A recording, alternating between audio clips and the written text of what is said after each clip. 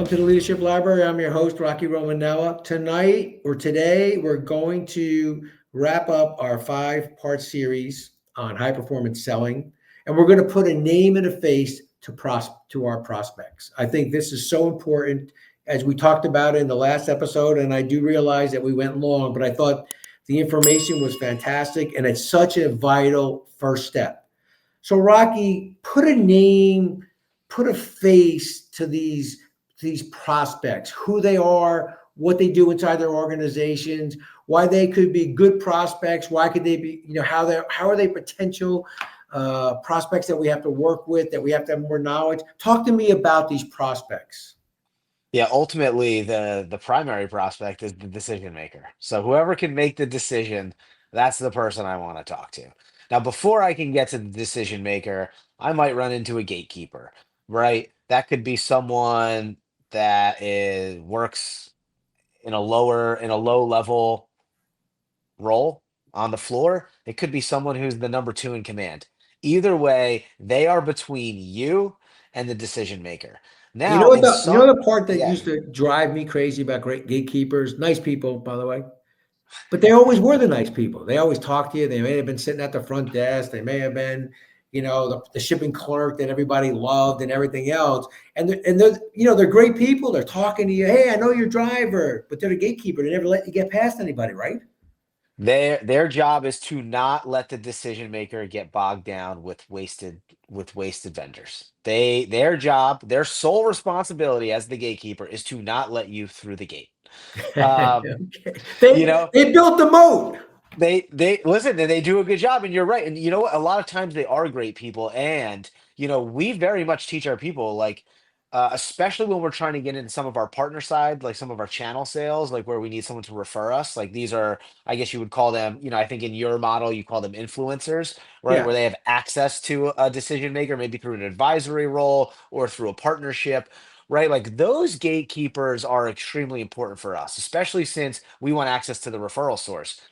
It's funny. We'll sit with sales reps all the time and they'll tell us about a gatekeeper or they'll tell us about a firm that they can't get into. And when I'll say, well, what's the gatekeeper's first name?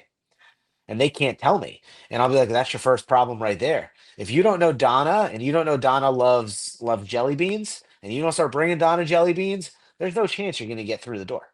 Yeah. You know, and it's funny, and I've got a funny story about a gig here. I tell a story a lot.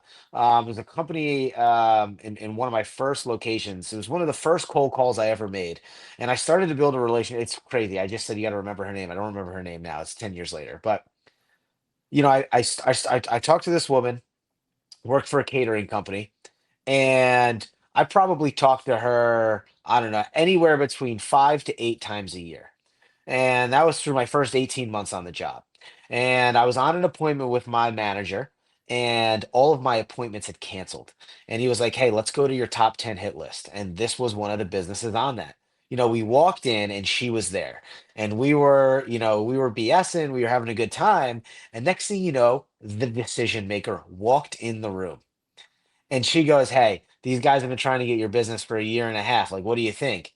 And he responded with an extremely technical question. Well, could you help me with this? And we were like, yeah, actually, we can. We had an appointment the next day. We signed them a week later. And I really believe that was only made possible because of my relationship with the gatekeeper. There you go. So there's gatekeepers, and you've got to take care of them. And sometimes they control the decision maker's calendar. Yeah. Good point. Now, as you get into enterprise level sales or bigger business sales, what you're going to be looking for is a champion. This is someone that is wants to learn about your product. They want to learn, well, what do you have to offer? Because we're not in the decision making mode right now, but we are going to be one day, right? And these are the people that really believe in you, and they believe more in you probably than your product at the end of the day. Hmm. Because as you get into like enterprise level sales, like almost every company is going to require you to have an RFP, or you're going to have to figure out a way to get in the door before you're actually in the door. The only way that's going to happen is if you've got a champion, right? And that champion's, hey, we got to have Rock from XYZ company in. They do a great job. He's persistent, he's consistent, he's very professional, etc. right? So you need a champion. It's funny in small business, I actually talk a little bit about champions too. And I actually talk about making the gatekeeper your champion, right? 82% of businesses are going to make a decision, or they're going to be like prepared to make a decision before they even talk to you. It is not 20, 30 years ago where you've got to take someone at home plate, you've got to drag them to first, walk them to second, bring them to third. By the time you meet a buyer today, they're rounding third base between marketing, etc. They've already studied your product.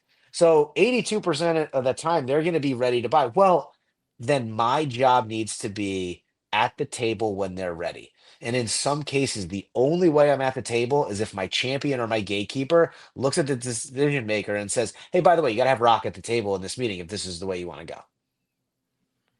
go." I think they also have this new friend of theirs called AI, or the Google machine, right? So what it's not like they wondered who UPS was years ago when we were, are they the post office or who are they? So now, now even if the name of the company that you represent, not you in particular, but a person out there represents maybe a small company, they're going to Google you anyway, and they're going to understand who you are. So you're walking, like you said, you're walking the door, they've got some knowledge. Well, and today, right? Like, I mean, it's gonna shift back to the way it was, when it comes to an SEO and a marketing standpoint. But as a field sales representative in B2B, your ability to build a relationship with a decision maker, an influencer, a champion, or a gatekeeper, whatever you want to call the people that are going to get you in the door, to me is more important than ever before. So, for example, if you were to search for my product on Google 5 years ago,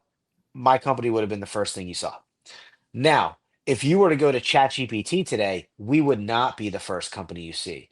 So the SEO, the back end marketing that happens when people are searching for you has changed, right? And that's going to continue to change as AI develops and your ability to get out to people changes. So, for me, when I think about field and I think about business to business, I think about my people truly being in front of our prospects, disseminating which, hey, is this the actual buyer or is it not? Right. And is this a person that's going to help me get to the buyer? And if it isn't, then like you got to give me every piece of information possible to help me get there the next time I try.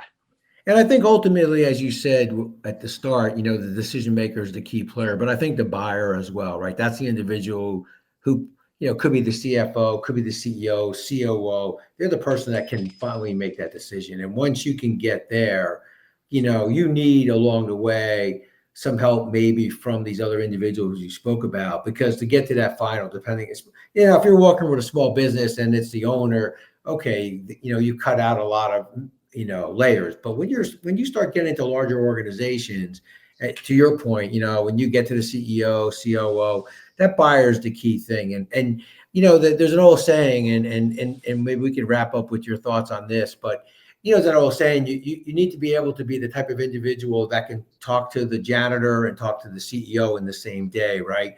And I think that's really what you're saying, is that I've got to be able to, as a sales executive, a sales professional, a high performing sales professional, that I've got to be able to understand my audience, who they are, what they do on behalf of the organization, and then how do I interact with them to the point where I make them feel as important, as special as in the role they have as the buyer or CEO, right?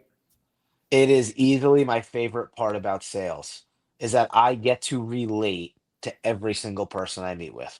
I can relate to the gatekeeper that's working on the floor. I believe I can relate to the CFO that's working in the C-suite. I believe I can relate to the CEO. I believe I can relate to the janitor, right? That's the beauty of sales. And that is how you transcend from someone who knocks on doors to someone who is a trusted advisor, because the trusted advisor is able to share insight and have an open conversation about anything in particular to that business. And a lot of times in that business is people, right? And if you can relate to the people, you can relate to the business, right? And that just gives you a leg up with the buyer or the decision maker once you finally get that chance to prove yourself to them. Well, thank you, Rocky, for helping us with these 5 parts on high performance selling.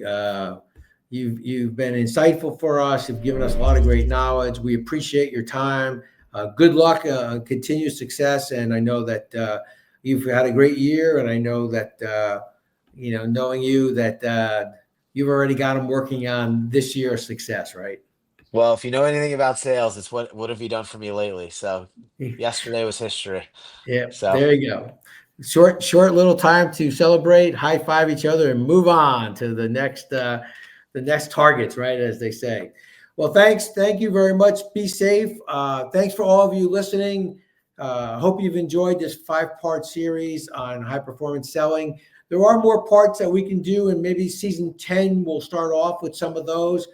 But by all means, if there's a topic that you would like us to cover, please let us know what they are. Remember, you can reach us on at our website at www.tightenthelugnuts.com. In the book, Tighten the Lug Nuts, we talk a lot about this whole sales process in thinking like a customer and understanding who the customer is. So please feel free to do that. Thank you for being a subscriber. We appreciate that. And once again, be safe, enjoy your holidays, and thank you for being a member of the Leadership Library podcast and family. Thank you.